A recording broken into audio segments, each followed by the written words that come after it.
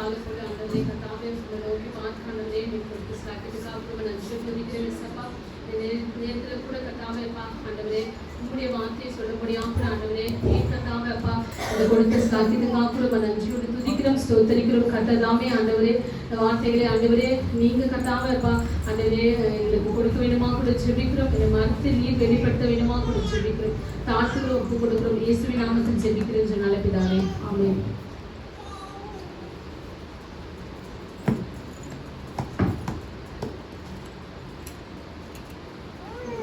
கர்த்தருடைய நாமத்துக்கு மகிமை உண்டாகிறதா என்னையும் ஒரு சிறிய வார்த்தை சொல்லப்பட்டார். ஆண்டவர் கொடுத்த தயவுக்காக கூட ஆண்டவர் ஸ்தோத்திரிக்கிறோம், நன்றி சொல்கிறேன். இந்த நேரத்தில் கூட அன்பை பற்றி நம்ம பார்க்கலாம். அன்புன்னா என்ன யாரா சொல்றீங்களா? அன்பு மற்ற மீது வைக்கிற ஒரு பாசம், காதல், எல்லாருமே அந்த அன்பு. அன்பு எப்படின்னா ரோஜா பூத்தோடனே பார்த்துருக்கீங்களா? ஒரு ரோஜா பூ பூத்தவுடனே பார்த்துருக்கீங்களா? அது எவ்வளோ ஒரு அழகா இருக்கும். அதே போல சூரியன் ஃபர்ஸ்ட் வரும்போது கதிர்கள் பார்த்துருக்கீங்களா? ஒரு விதமான டிஃப்ரெண்டா இருக்கும். அது போலதான் என்னன்னா அன்பு இருக்கும் அப்படின்றத சொல்றாங்க. அதுல என்ன காதல் இது அன்பு எப்படின்னா ஒரு வகையான பாசத்துடைய ஒரு வகை. இது பெரும்பாலும் இது ஒரு பாலியல் ரீதியாகவும் ஈர்ப்புடைய ரீதியாகவும் இது தொடர்புடையதா இருக்குது. அதே போல நட்பு அப்படின்ற பார்த்தீங்கன்னா இது இரு நபர்களுக்கு இடையேயான ஒரு நெருக்கமான ஆழமான உறவையும் பெரும்பாலும் தோழமையும் இது சொல்லப்படுது. அதே போல குடும்பத்தில் ஒரு அன்பு பார்த்தீங்கன்னா பெற்றோருக்கும் பிள்ளைகளுக்கான ஒரு இடையான ஒரு அன்பும், சகோதரர்கள் சகோதரிகள் மிச்சம் குடும்ப உறவுகள் இடையிலான ஒரு அன்பை பற்றி இது சொல்லப்படுது. அதே போல தெய்வீக அன்பை பற்றி பார்த்தீங்கன்னா இது நிரந்தரமான இல்லாத ஒரு அன்பும், இரக்கமும் மற்ற பிரிவும் பெரும்பாலான கடவுள் கூட மீது உள்ள ஒரு அன்பையும் இது குறிப்பிடுறது தெரியப்படுத்துகிறது. இங்க நம்ம தாங்குகிற அன்பு அப்படின்ற ஒரு பார்ப்போம். எபேசியர் 4:2-3 வாசிப்போம். சாந்தமும் நீடிய பொறுமையும் உடையவர்களாய் அன்பினால் ஒருவரை ஒருவர் தாங்கி சமாதானத்தினால் ஆவியின் ஒருமையை காத்துக் கொள்வதற்கு ஜாக்கிரதையாய் இருக்கிறது. இங்க தாங்குகிற அன்பு அப்படின்னு பார்த்தீங்கன்னா நம்மளுக்குள்ள மனத்தாழ்மையும் சாந்தமும் நீடிய பொறுமையும் நம்மளால இருந்ததுன்னா இந்த தாங்குகிற அன்பு நம்மளுக்குள்ள வரும். அது வரது இல்லாம சமாதானத்தினாலும் ஆவியின் ஒருவருக்கொருவர் என்ன பண்ணுவோம் காத்துக் கொள்வதை நம்ம ஜாக்கிரதையோட உண்மையோடு அங்க நம்ம நிற்போம். அப்போ இந்த தாங்குகிற அன்பு நமக்குள்ள வரும்போது மாறாத ஒரு அன்பு வருது. அது என்னன்னா யோவான் 13:1 வாசிப்போம். பஸ்கா பண்டிகைக்கு முன்னே இயேசு உலகத்தை விட்டு பிதாவினிடத்திற்கு போகும்படியான தம்முடைய வேலை வந்தது என்று அறிந்து தாம் இவ்வுலகத்தில் இருக்கிற தம்முடையவர்களிடத்தில் அன்பு வைத்தபடியே முடிவு பரியந்தமும் அவர்களிடத்தில் அன்பு வைத்தார். தேவன் நம்மளுக்கு எப்படி வச்சிருக்காரு அன்பு? முடிவு பரியாதமும் அவரிடத்தில் அன்பு வைத்தார். எப்படி நம்மள ஜீவனை விட்டு அந்த நேரத்துல கூட நம்ம விட்டு பிரிவு அந்த நேரத்துல கூட ஆண்டவர் நம்மளுக்கு முடிவு பரியாதமா அன்பு வச்சிருக்காரு. அதே அதிகாரத்துல 34வது வசனம் படிப்போம்.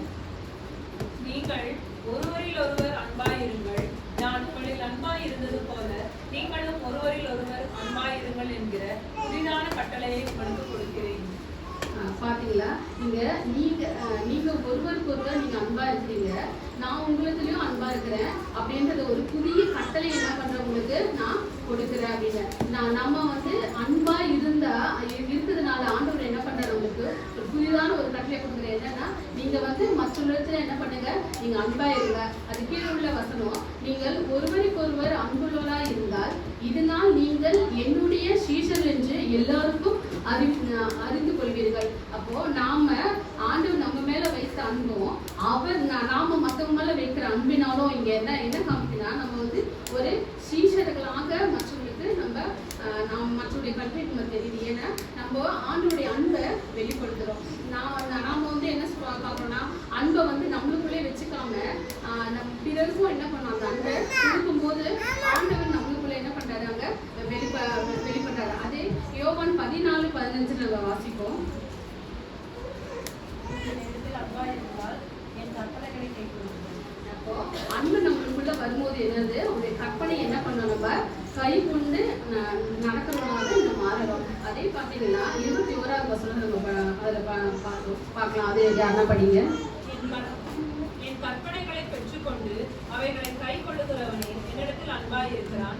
என்னிடத்தில் அன்பாய் இருக்கிறவன் என் பிதாவுக்கு அன்பாய் இருப்பான். நானும் அவனில் அன்பாய் இருந்து அவனுக்கு என்றார். அப்போ நாம மற்றவங்க அன்பு செலுத்தும் போது நம்மளுக்கு என்ன ஆகுதுன்னா நம்மளுடைய கற்பனையை என்ன பண்றோம், அவனுடைய கற்பனையை கை கொள்றோம்.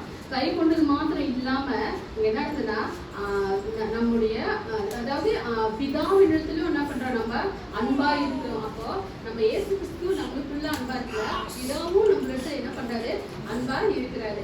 அப்போ இந்த தாங்குகிற அன்பும் மாறாத அன்பும் என்ன பண்ணுதுன்னா நம்மள இந்த இப்படியா நம்மள கட்டளைகளையும் புதிய கற்பனைகளையும் அதே போல அன்பு நம்ம மற்றவங்களால வெளிப்படும் போது பிதாவும் நம்மளால என்ன பண்றாரு, அன்பா அங்க இருக்கிறாரு, அதை வெளிப்படுத்தும் நம்மளுக்கு செய்யறாரு. அப்புறம் பிரிக்கப்படாத அன்பு ரோமர் 8 நம்ம 37, 38, 39 இவை எல்லாவற்றிலேயும் நாம் நம்மில் அன்பு கூறுகிறவராலே முற்றும் ஜெயம் கொள்ளுகிறவர்களாய் இருக்கிறோமே.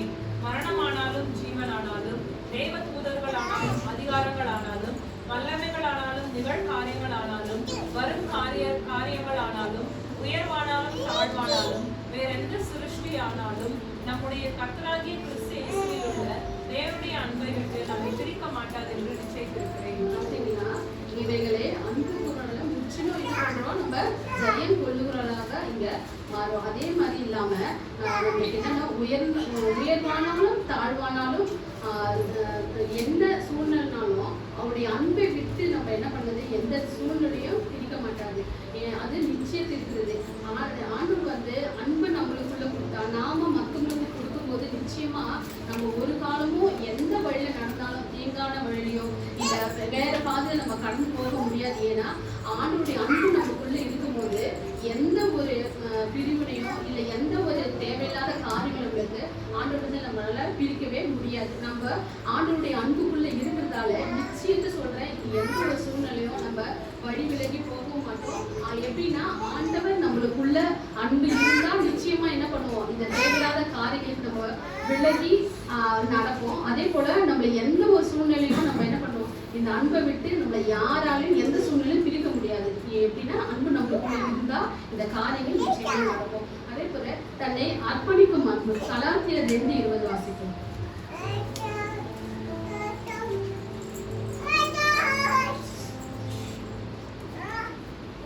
கிறிஸ்துவுடனே கூட சிலுவையில் அறையப்பட்டேன், ஆயினும் பிழைத்திருக்கிறேன். இனி நான் அல்ல, கிறிஸ்துவே எனக்குள் பிழைத்திருக்கிறார். நான் இப்பொழுது மாம்சத்தில் பிழைத்திருக்கிறதோ என்னில் அன்பு கூர்ந்து எனக்காக தம்மை தாமே ஒப்பு கொடுத்த தேவனுடைய குமாரனை பற்றும் விசுவாசத்தினாலே பிழைத்திருக்கிறேன். என்னில் அன்பு கூர்ந்து எனக்காக தம்மை தாமே என்ன பண்றாரு, அவங்க ஒப்பு கொடுத்த தேவனுடைய குமாரனை பற்றும் விசுவாசத்தாலே என்ன பண்றீங்க, பிழைத்திருக்கிறேன். எப்படியாப்பட்ட அன்பு பாருங்க.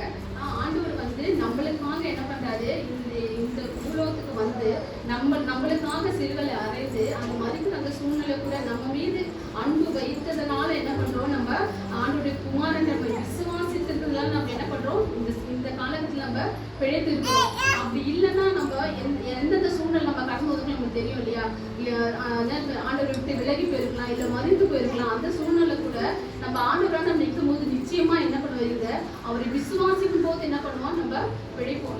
எப்படி விசுவாசிக்கணும், அவர் நம்ம மேல அன்பு கூர்ந்தார், நாம என்ன பண்றோம், அவர் மேல அதிகமா அன்பு வச்சு நம்பிக்கை வச்சுதான் இந்த விசுவாசம் நம்மளுக்குள்ள என்ன பண்ணுது, அது நம்மள பிழைக்க செய்யுது. அப்புறம் உள்ளத்தை உடைக்க வைக்கும் அன்பை நம்ம பார்த்தோம்னா யோவான் 21:16-17 வசனம். யோவான் 21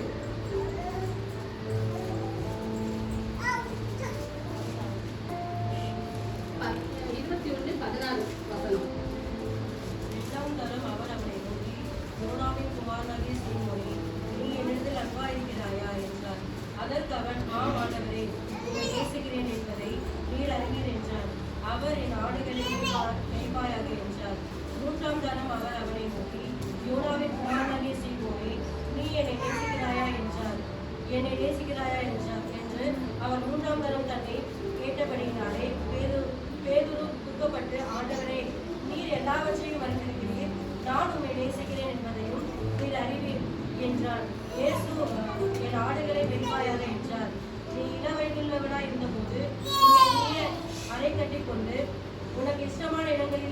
நடந்திருந்தாய். நீ முதிர்வயதான ஆகும்போது உன் கைகளை நீட்டுவாய்.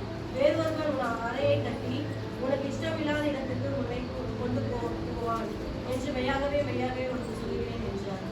பார்த்தீங்களா, இயேசு மரித்து உயிர் தெழுந்து சீஷரோடு இருக்கும்போது இந்த வார்த்தை நடக்குது. என்னன்னா, சீமோனை பார்த்தீங்கன்னா, நீ என்னிடத்தில் அன்பா இருக்கிறாயா என்று ஆண்டவர் வந்து மறுபடியும் 3 முறையா அவர் அடை கேட்கிறாரு.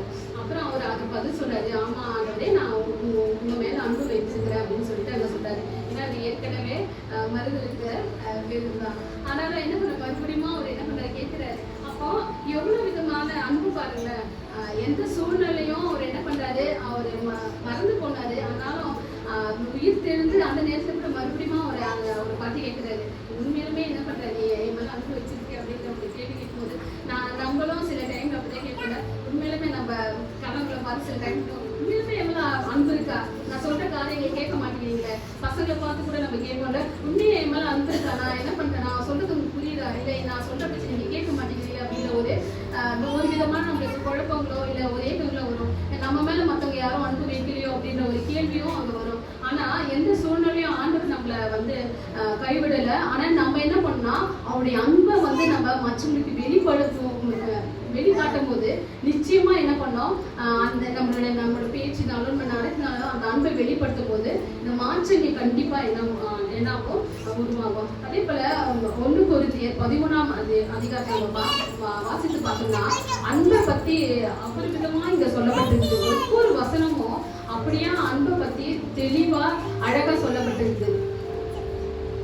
பாத்தீங்கன்னா இந்த 1 கொரிந்தியர் 13ஆம் அதிகாரத்துல 7 அல்லது 8 முறை வந்து அன்பை பத்தி இங்க அந்த வார்த்தைகள் வருது. இதை வந்து ஒரு 3 விதமா நான் பார்த்தேன். எப்படின்னா, அன்பு இல்லை என்றால் ஒன்றுமே இல்லை அப்படின்ற ஒரு தலைப்புல 1 முதல் 3 வசனங்கள் வரை நம்ம வாசிக்கலாம். முதலாவது ஒரு வசனம் வாசிப்போம். முதல் வசனம், பாஷைகளையும் பேசினால் அன்பு எனக்கு இல்லாவிட்டால் சத்தமிடுகிற வெண்கலம் போலவும் ஓசையிடுகிற கைத்தாளம் போலவும் இருப்பேன்.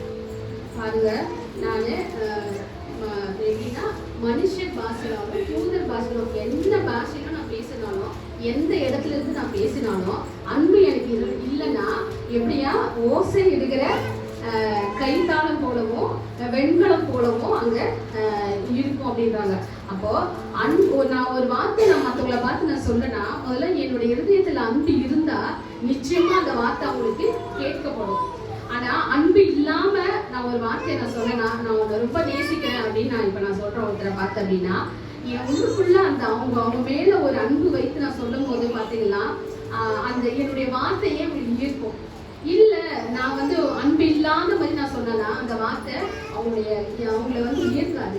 அப்போ என்ன மாதிரி நீ யூத பாஷையில பேசினாலும் அன்போடு நீ ஒரு வார்த்தை நாங்க சொன்னா நிச்சயமா அது கேட்கப்படும். ஆனா நாம என்ன பண்றோம், சில டைம்ல நான் அவனை ரொம்ப நேசிக்கிறேன் அப்படின்னு நம்ம சொல்றோம். ஆனா நம்முடைய உதட்ட அளவுல மாத்திரமே சில காரியங்கள் நம்ம சொல்றோம். நேசிக்கிறது மாத்திரம் இல்ல, உண்மையை சொல்றதோ இல்ல வேற ஏதாவது நம்ம சொல்றதோ என்ன பண்றோம், உதட்ட அளவு மாத்திரம் தான் சொல்றோம். அதே நம்ம ஒரு இருதயத்துல நம்ம சொன்னோம்னா அந்த வார்த்தையே அவங்கள மாற்றக்கூடிய வல்லமை இருக்குது. அதே போல 2வது வசனம் பார்த்தீங்கன்னா, நான் யாருன்னா வாசிங்களேன். நான் தீர்க்க தரிசன வளத்தை உடையவனாய் இருந்து சகல ரகசியங்களையும் சகல அறிவையும் அறிந்தாலும் மலைகளை பேர்க்கத்தக்கதாக சகல விசுவாசம் உள்ளவனாய் இருந்தாலும் அன்பு எனக்கு இல்லாவிட்டால் நான் ஒன்றுமில்லை. பார்த்தீங்களா, நான் தீர்க்கதரிசன வார்த்தை சொன்னாலும் சரி, எல்லா ரகசியத்தை சொன்னாலும் சரி, ஏன் விசுவாசம் அந்த மலையை பார்த்து பிறந்து போன்னு சொன்னாலும் சரி, ஏன்னா அன்பு எனக்கு இல்லாவிட்டால் நான் ஒண்ணுமே இல்லை. அங்க ஒரு புஸ்தகம் நான் ஒண்ணுமே இல்லை. அப்போ அன்பு வந்து நம்மளுக்கு நம்ம இருந்ததுல இருக்கணும். இருந்தா இந்த காரியங்கள் கண்டிப்பா நம்மளுக்கு நடக்கும். ஆனா நம்ம என்ன பண்றோம், என்ன நம்ம வல்லமையோடு நான் ஜெபிச்சேன், வல்லமையோடு இந்த காரியங்கள் சொன்னாலும் அன்போடு அந்த காரியத்தை சொல்லும் போது நிச்சயமா அவங்க ஒரு சுகம் வேணும் அப்படின்னு நான் முழு இதயத்தோட அன்போடு நான் அவங்களுக்காக வேணும் சொன்னா நிச்சயமா அங்க ஒரு சுகம் கிடைக்கும். ஆனா நம்ம மேலோட்டத்துக்கு நம்ம ஜெபம் பண்ணிட்டோம், இல்ல மேலோட்டத்துக்கு உங்களுக்கு கண்டிப்பா சுகம் கிடைக்கப்பா, நீ எல்லாம் கவலைப்படாத அப்படின்னு சொல்லிட்டு போறது இல்ல. நம்முடைய இதுல அன்பு எனக்கு இல்லாவிட்டால் ஒண்ணுமே இல்லை. அப்போ அன்புன்றது நம்முடைய வாழ்க்கையில எப்படி இருக்கணும், நம்மளோடு கலந்து அங்க இருக்கணும். 3வது வசனம் நம்ம படிக்கிறேன் ஒருத்தர்.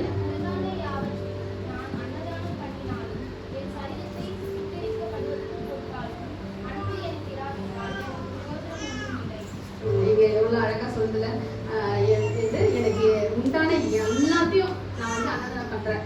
எனக்கு வந்து என்னுடைய பிறந்த நாள் இன்னைக்கு வந்து ஒரு 10 பேருக்கு நான் சாப்பாடு கொடுக்க போறேன், அவங்களுக்கு அதை செய்ய போறேன், பசங்களுக்கு இதை செய்ய போறேன். என்ன பண்றோம், உன்னுடைய பணத்தை கொடுத்தாலும் அன்பு எனக்கு இல்லைன்னு வச்சுக்கேன், அது வந்து ஒரு பிரயோஜனமே இல்லை. அதுவே ஒரு சின்ன பொருள் ஒருத்தரை கூப்பிட்டு நான் ஒரு பாசத்தோடு அன்போடு அங்க நான் ஒரு சாப்பாடு போட்டேன்னா அது ரொம்ப வேல்யூபா இருக்கும். ஆனா சில பேர் என்ன பண்றாங்கன்னா பெருமையை நாட்டணும்னு சொல்லி என்ன பண்றாங்க, பெருமையை காட்டணும்னு சொல்லி கூட சில பேர் என்ன பண்றாங்க, இது போல காரியங்கள் நம்ம செய்யறாங்க. ஆனா அங்க தன் சரீரத்தை சுட்டு எரித்தால் கூட என்ன பண்ணுது, அவங்களுக்கு அன்பு எனக்கு இராவிட்டால் ஒன்றுத்துக்கும் அது என்ன பண்ணாது, பிரயோஜனமே அங்க இல்லை. அப்போ அன்பு இல்லைன்னா ஒண்ணுமே அங்க இல்லை. அப்புறம் 4வது வசனத்துல முதல் 7 வசனங்கள் வரை நம்ம பார்த்தோம்னா, அன்பு நீடிய சாந்தமும் தயவும் உள்ளது, அன்புக்கு பொறாமை இல்லை, அன்பு தன்னை புகழாது, இருமாப்பாயிராது, அயோக்கியத்தனமானதை செய்யாது, தற்பொழிவை நாடாது, சினமடையாது, தீங்கு நினையாது, அநியாயத்தில் சந்தோஷப்படாமல் சத்தியத்தில் சந்தோஷப்படும், சகலத்தையும் தாங்கும், சகலத்தையும் விசுவாசிக்கும், சகலத்தையும் நம்பும், சகலத்தையும் சகிக்கும். எவ்வளவு அழகான வார்த்தையில மறுபடியும் இதை வாசிப்போமா? யாராவது ஒருத்தவங்க கொஞ்சம் பொறுமையா படிங்க, மற்றவங்க எல்லாரும் அதை பின்னாடி சொல்லுங்க. நம்ம மனப்பாட வசனம் சொல்லுவோம்ல, அது போல யாரும் பொறுமையா நிறுத்தி படிங்க, மைக்ல படிங்க.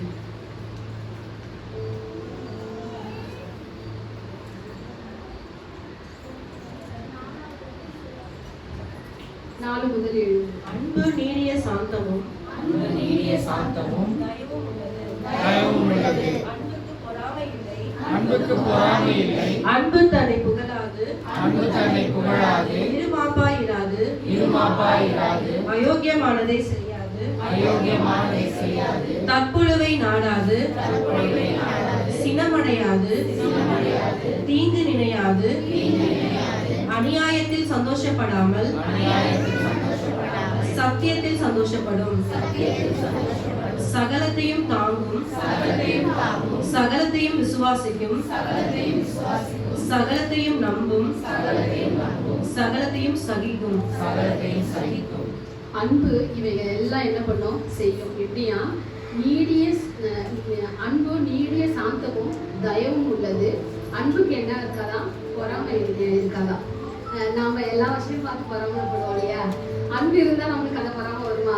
என்ன பண்ணுவான், அது இருக்காது. ஆனா சில டைம்ல என்ன பண்ணுவோம்னா, ஏதாச்சும் ஒரு கடைக்கு போனாலும் சரி, எந்த ஒரு பொருள் வாங்கினாலும் நம்ம தான் பெஸ்டா எடுக்கணும் அப்படின்னு நம்ம ஆசைப்படுவோம். ஆனாலும் சில டைம்ல என்ன பண்ணுவோம், இது வேணாம், மற்றவங்களுக்கு கொடுத்தா இது வேணாம் நம்ம வச்சுட்டு வரோம். மற்றவங்க எடுக்கும் போது அது அழகா இருக்குது, வச்சா நம்ம விட்டுட்டோமே, என்ன பண்றோம், ஒருவேளை அது நம்மளால இருந்தா நல்லா இருக்கும்ல அப்படின்னு என்ன பண்றோம், அதை பார்த்து நம்ம ஒரு விதமான மன சஞ்சலமோ அதே போல போராப்பட சில டைம்ல ஒரு என்னன்னா என்னாண்ட அவங்களால தான் அந்த பெஸ்டான பொருள் இருக்குது, என்னாண்ட இல்லையே அப்படின்ற ஒரு போராப்படுதலும் நிறைய விஷயங்கள் என்ன பண்ணுது இங்க நடக்குது. ஆனா அன்பு எனக்குள்ள இருந்தா இதெல்லாம் என்ன பண்ணாதான், நடக்காதான், இருமாப்பா இருக்காது. என்ன பண்றோம், நம்ம நிறைய நேரத்துல நம்ம இருமாப்பா போல, நீ சொன்னா நான் செய்யணுமா, செய்ய முடியாது, நான் சொல்றதான் என்ன பண்ணோம் நீங்க செய்யணும் அப்படின்னு என்ன பண்றோம், வாக்குவாதங்களும் நடக்குது, விட்டு கொடுக்காத தன்மையும் இங்க நிறைய நேரத்துல இருக்குது. ஆனா அன்பு இருந்தா இதெல்லாம் என்ன பண்ணாதான், இருக்காதான், அயோக்கியமானதே செய்யாதான், அப்புறம் தற்பொழிவே நாடாது, ஏன்னா பெருமை பேசாது. அன்பு எப்பயுமே நான் தான், எல்லாமே நான் தான்ன்றது அன்பு நமக்குள்ள இருந்தா எப்பயுமே என்ன பண்ணுவோம், மற்றவங்க சொல்லும்போது ரொம்ப அழகா இருக்கிறப்பா, நீ வந்து நல்லா ட்ரெஸ் பண்ற, நீ அழகா போட்டு இந்த ட்ரெஸ் அழகா போட்டுருக்கீங்கன்னு சொல்லும் போது அன்பு இருக்குல்ல, இதெல்லாம் எனக்கு ஒண்ணும் இல்லப்பா, கடவுள் கொடுத்து கிஃப்ட் அப்படின்னு சொல்லுவோம். ஆனா அன்பு இல்லைன்னா சொல்லாங்க, பரவாயில்லையா அப்படியா, அப்புறம் நான் அடுத்த வாரம் வேற ட்ரெஸ் போட்டு வருவோம், இதோடைய பார்ட்டிலும் சூப்பரா இருக்கும் அந்த ட்ரெஸ் அப்படின்னு என்ன சொல்லுவோம், நம்மள புகழ்ந்து பேசுவோம். அதே போல ஒரு கண்ணாடி போட முன்னாடி போய் நின்னா என்ன பண்ணுவோம், நம்மள அழக அவ்வளவா ரசிப்போம். ஆனா மத்தவங்க அழக நம்ம ரசிப்போமா, ஐயா நீ என்ன பார்க்கவே நீ வேஸ்ட்பா, நீ நல்லா இல்லப்பா அப்படிதான் என்ன பண்ணுவோம், நம்ம மத்தவங்கள என்ன சொல்லுவோம், தட்டி நம்ம வைப்போம். ஆனா நாமள என்ன பண்ணுவோம், பெருமையா பேசுவோம். ஆனா அன்பு இருந்தா இது எல்லாமே என்ன பண்ணாது, நடக்காதான். அப்புறம் சினமடையாது, தீங்கும் நினைக்காது. மற்றவங்களை பார்த்து ஒருத்தங்க விழும் போது போய் தாங்கி பிடிக்கணும் இல்லையா?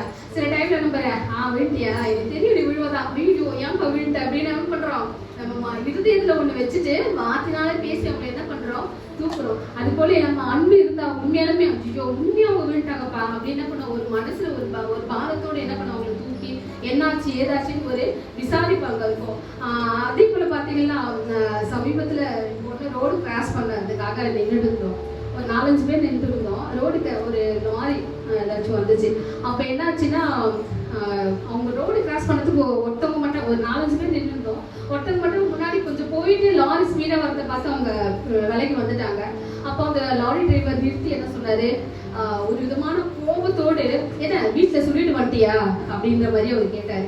கேட்ட உடனே அந்த லேடி டக்குன்னு என்ன பதில் சொன்னாங்களா, நான் சொல்லிட்டு வந்துட்டேன், நீங்க சொன்னீங்களா கொஞ்சம் யோசித்து பாருங்கன்னு சொன்ன உடனே அங்க இருக்கிறவங்க எல்லாருமே சிரிச்சாங்க. அப்புறம் அவ்வளோ ஒரு கோபத்துல, உங்களுக்கு தெரியும் அந்த டிரைவர் எப்படி பேசுவாங்கன்னு, அவ்வளோ ஒரு கோபத்துல பேசும்போது அவரே ஒரு நிமிஷம் என்ன பண்ணாரு, டக்குன்னு சிரிச்சுட்டாரு. அப்போ எந்த சூழ்நிலை அவங்க எதை பத்தி சொன்னாங்கன்னு தெரியல, அவங்க என்ன பண்ணாங்க அவ்வளோ ஒரு கோபத்தோடு அந்த லாங் ஸ்பீடா வந்து பிரேக் போட்டு நின்று அவங்க அந்த லேடியால சொல்லும் போதோ அவங்க என்ன பண்ணாங்க, டக்குன்னு அந்த வார்த்தை சொல்லும் போது ஒரு விதமான அவங்களுக்குள்ள என்ன சொன்னா ஒரு அந்த கோபம் மாறிச்சு. அந்த டிரைவரை என்ன சிரிச்சுட்டு என்ன பண்ணாரு, தெரியும் அதை எங்களுக்கு வழி விட்டுட்டு அதுக்கப்புறம் வண்டி எடுத்துட்டு போனாரு. அப்போ கோபம் வந்து வரும்போது கோபம் வரும்போது நம்ம போய் அன்பை பேசினா கோபம் தணிச்சிடுமா, இன்னும் அதிகமா ஆகும் சில டைம்ல. ஆனா அந்த கோபத்தை கூட அன்பு நம்மளாண்ட இருந்தா கண்டிப்பா அது நம்ம பேசுற விதத்திலயும் நம்ம நடக்கிற விதத்திலயும் அந்த கோபத்தை அவங்க மாற்றக்கூடிய வல்லம் வந்து இந்த அன்புக்கு இருக்குது. அதே போல பாத்தீங்களா, சகலத்தையும் இது தாங்கும், சகலத்தையும் விசுவாசிக்கும், சகலத்தையும் நம்பும், சகலத்தையும் சகிக்கும். எவ்வளவு அழகா நான் இதை பத்தி வாசிக்கும் போது படிச்சேன். அதான் உங்களுக்கு மறுபடியும் இதை வாசனம் உங்களுக்காக முடிஞ்சா வீட்டுல போய் இதை வாசிட்டு பாருங்க. 4-7 வரைய அன்பு எப்படிலாம் நம்முடைய வாழ்க்கையில இருக்குது. ஆனா அதை நம்ம என்ன பண்றோம், பயன்படுத்த மாட்டேங்கிறோம். ஆனா இதை படிக்கும் போது பாத்தீங்கன்னா அவ்வளவு அழகா சொல்லுது, சகலத்தையும் என்ன பண்ணோம், இது தாங்க விசுவாசிக்கும், சகலத்தையும் நம்பும்பா. இது அன்பு இருந்தா என்ன பண்ணோம், எல்லாவற்றையும் இது நம்பும், எல்லாவற்றையும் இது வந்து என்ன பண்ணோம் சகிக்கும். அன்பு இருந்தா எல்லாத்தையும் நம்ம சகிச்சுட்டு போவோம். ஒருத்தங்க திட்டுறாங்க, நம்மளை திட்டுறாங்கன்னா நம்ம நின்று நீ மட்டும் தான் திட்டுவியா, நானும் என்ன பண்ணுவேன் பதிலுக்கு திட்டுவேன், எனக்கும் பேச தெரியும்ன்றது அங்க நிரூபிக்காம என்ன பண்ணணும், கண்டிப்பா அவங்க பேசுவாங்க. ஆனா நம்மளுக்கு என்ன சூடு சொன்னே இல்லையாப்பா திரும்பி பேசணும்ல மத்தவங்க சொல்லி கொடுப்பாங்க. ஆனா இல்ல, அன்பு இருக்கும்போது அது நம்ம தவறுனா நம்ம அதை உணரணும். அப்படி இல்லையா அது நம்மளை பத்தி தப்பா பேசும்போது அவங்களால என்ன பண்ணோம், இல்ல நீங்க அப்படி பேசாதீங்கன்னு என்ன பண்ணோம், அவங்களுடைய கோபம் தணிஞ்சதுக்கு அப்புறமா அவங்களுக்கு போய் நம்ம சொல்லணும், இல்ல நீங்க தப்பா புரிஞ்சுக்கிறீங்க, நான் இப்படி நடக்கல அப்படின்னு அவங்களால என்ன பண்ணோம், நம்ம அன்போடு நம்ம அந்த வார்த்தையை அவங்களுக்கு சொல்லும் போது அந்த கோபங்கள் மாறி அதோடைய நம்ம சொன்ன வார்த்தைகள் நம்மளுக்காக மன்னிப்பு கேட்கறவங்களும் சில பேர் இருக்காங்க. சில பேர் மன்னிப்பு கேட்டவங்க மனசுக்குள்ளேயே வேதனைப்படுறவங்களும் அங்க காணப்படுவாங்க. அதே போல 8-13 வசனங்கள் நம்ம பார்க்கலாம். அன்புக்கு முடிவு இல்லை, ஒரு காலம் ஒழியாது, தீர்க்க தரிசனங்கள் ஆனாலும் ஒழிந்து போ, அந்நிய பாஷைகள் ஆனாலும் ஓய்ந்து போ, அறிவானாலும் ஒழிந்து போ. நம்முடைய அறிவு குறைவுள்ளது, நாம் தீர்க்க தரிசனம் சொல்லுதலும் குறைவுள்ளது, நிறைவானது வரும்போது குறைவானது ஒழிந்து போ. போதும். பாத்தீங்கன்னா அன்புக்கு ஒரு காலம் என்ன பண்ணது ஒழியாது. எப்படி தீர்க்க தரிசனம் ஒழிஞ்சாலும் அந்நிய பாஷைகள் ஒழிந்து போனாலும் என்ன எல்லாமே போனாலும் என்ன பண்ணது, அன்பு மட்டும் எப்பயுமே அது இருக்கும். அப்போ வரப்போற காலங்கள்ல கூட என்ன பண்ணலாம், இந்த வேத வசனம் இப்ப நம்ம கேட்கிறோம், ஆனா வரப்போற காலம் இதெல்லாம் நடக்குமா நமக்கு தெரியலையா இல்லையா. அவ்வளோ வந்து ரொம்ப கொடிய காலங்கள் வரப்போகுது வேத வசனம் கேட்காதபடி அப்படின்னு. அப்படி இருந்த காலங்கள்ல கூட அன்பு என்ன பண்ணுமா இருக்கும், அன்பு எப்பவுமே என்ன பண்ணாது மாறாத அங்க இருக்கும். அதே போல நம்முடைய அறிவும் என்ன பண்ண குறைந்து போகலாம், ஆனா வந்து அன்பு மட்டும் எப்பவுமே குறையாது. எப்படின்னா நிறைவானது வரும்போது குறைவானது ஒழிந்து போகும். அப்போ அன்பு நம்முடைய வாழ்க்கையில நிறைவா வந்துச்சுன்னா நம்ம குறைகள் என்ன இருந்தாலும் நம்மளை விட்டு என்ன பண்ண போகும். அப்போ அன்புன்ற ஒரு 3 எழுத்து நம்மளுக்குள்ள வந்துச்சுன்னா குறைவானது என்னன்னா குறைவோ நம்மளுக்கு எல்லாமே என்ன பண்ணோம் ஒழிந்து போகும். அப்போ அன்பை நம்ம முழு மனதோடு ஏற்றுக்கொள்ளும் போது நிச்சயமா இது என்ன பண்ணோம் நம்மளுக்கு நடக்கும். அப்புறம் 13வது வசனம், இப்பொழுதும் விசுவாசம், நம்பிக்கை, அன்பு மூன்றும் நிலைத்திருக்கிறது, இவைகளில் அன்பே பெரியது. அப்போ விசுவாசம் நம்பிக்கை இதை பார்க்கணும், அன்பு பெரியது. அப்போ அன்பு வந்துச்சுன்னா நிச்சயமா ஒரு நம்பிக்கை வந்துடும், விசுவாசம் நம்மளுக்குள்ள கண்டிப்பா வரும். அப்போ அன்பானது நம்மளுக்குள்ள இருக்கும்போது கண்டிப்பா அநேக மாற்றங்களும் அநேக வந்து நம்ம வாசித்தபடி அநேக காரியங்கள் நம்மளுடைய வாழ்க்கையில கண்டிப்பா நடக்கும். அன்பு என்ற வார்த்தைக்கு ஒவ்வொரு ஒவ்வொன்றும் ஒவ்வொரு அர்த்தங்களும் கொடுக்குறாங்க. குடும்பத்தார் பாசம் என்றும், நண்பர்கள் நட்பு என்றும், காதலர்கள் காதல் என்றும் ஒவ்வொரு அர்த்தங்களும் இந்த காலகட்டத்துல இதுக்கான அர்த்தங்களும் இது சொல்லப்படுது. ஆனா உண்மையான நிலவரம் என்னன்னு பார்த்தா பாசம் இல்லாதது இங்க இருக்குது. அதே போல குப்பை தொட்டில வீசப்படுகிற குழந்தைகளும் இங்க அநேக பேர் இருக்காங்க. அதே போல சொத்துக்காக என்ன பண்றாங்க, தம் உடன் பிறந்த சகோதரர்களை என்ன பண்றாங்கன்னா பறி கொடுக்குறாங்க, இல்ல அவங்கள வந்து மன்னிக்காத இருக்கிறாங்க. நட்பு வந்து துரோகம் செய்கிறவங்க நிறைய பேர் இருக்காங்க. காதலை வந்து கசிந்து விட்டது என்று பிரிந்து போகிற காதலர்களும் இங்க இருக்கிறாங்க. அதே போல உண்மையான அன்பு எங்கன்னு ஒரு தேடலோடு தான் இங்க என்ன பண்றோம், நம்ம வாழ்ந்து கொண்டிருக்கிறோம். நம்ம வந்து என்ன பண்ணா, நம்ம தேடும் போது உண்மையான அன்பு எந்த உறவுல இருக்குது, முழுமையா நம்ம எப்போ நம்ம அதை காண போறோம் அப்படின்ற ஒரு நம்பிக்கை இல்லாத நிலையை தான் நம்ம இங்க இருந்து கொண்டிருக்கிறோம். முழுமையான அன்பு என்ற ஏக்கமும் மனிதர்களுக்கு விரக்தியும் உருமாறி ஒவ்வொன்றையும் வந்து என்ன பண்றதுன்னா ஒரு தனி சிறையிருப்புல அவங்களே என்ன பண்றாங்க இருக்கிறாங்க, அன்பு இல்லாதனால.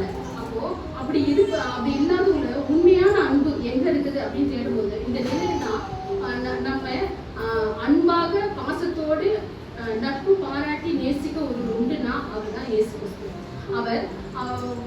அவர் ஒருவரே நம்மிடத்துல அன்பு கூர்ந்து நமக்காக தமது ஜீவனே கொடுத்து சிலுவையில ரத்தம் சிந்தி மரித்து என்ன பண்ணாரு, உயிரோடு எழுந்தாரு. வாசிப்போம் ஏசாயா 49:15.